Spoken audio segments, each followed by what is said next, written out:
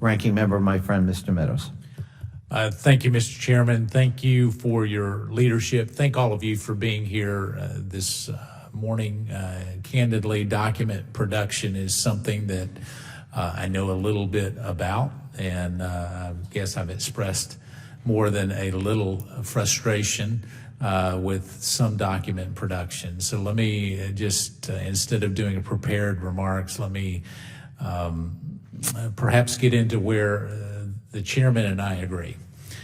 If any of you are here today to say that it's part of a deliberative process, that somehow Congress can't see the documents, I would urge you strongly not to go there. You will find the full force of both Republicans and Democrats coming together to acknowledge that that is not a legitimate reason for you to withhold documents. Secondly, if you think that somehow the lack of giving documents to this committee is serving a greater purpose, I would assure you that it is not.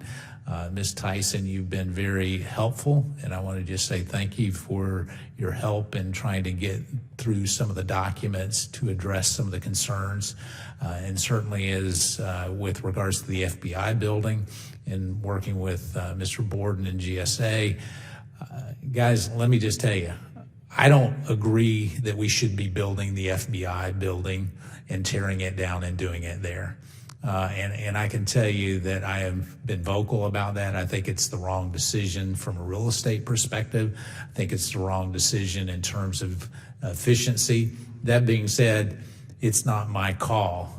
What is my call is understanding the parameters that went into that decision. I can tell you, in talking to the administration at the highest levels, they're agnostic on whether it gets built in D.C. or Virginia or Maryland or wherever it needs to go. I think most of this, from what I understand, Ms. Tyson, was more of an FBI decision than it was an executive branch decision at 1600 Pennsylvania Avenue. And so keeping documents would allude to nefarious purposes that don't exist. And so the more that you can be transparent in that, I think on the Democrat side, they will have a divided concern on whether the FBI goes in D.C. or somewhere else in Maryland or Virginia.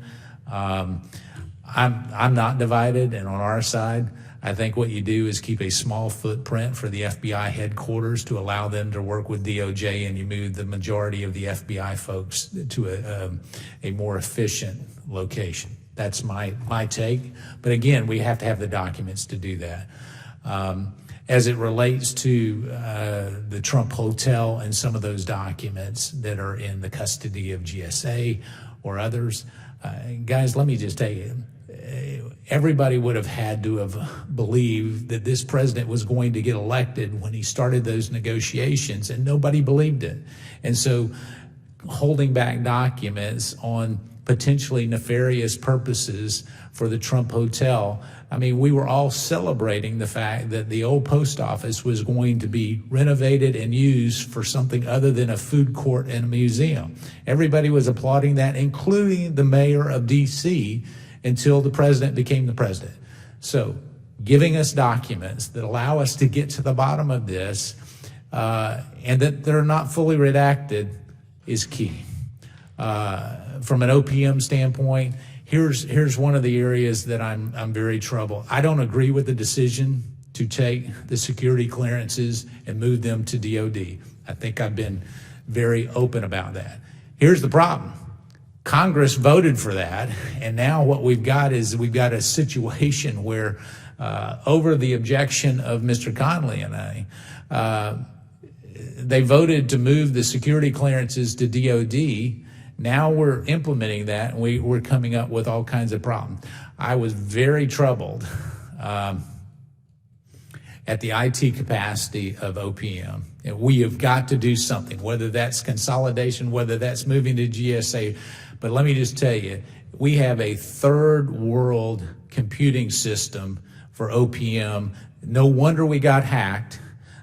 Maybe we're not as vulnerable to hacks because we have a third world computing system, because all the hackers are on a much more complicated system. So in going there, I just want to say thank you to the OPM folks for allowing me to really see firsthand what is there. We've got to find a solution, and this is not about downsizing jobs or getting rid of jobs. In fact, I want the OPM folks to know that that is very, very clear from my standpoint. We want to make sure that their jobs are protected.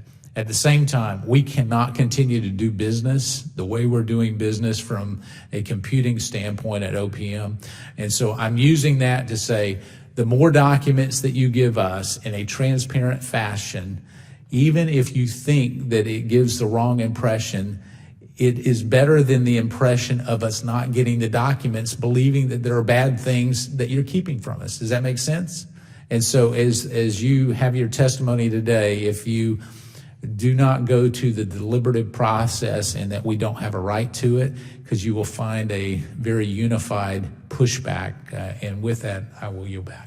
I thank my distinguished ranking member and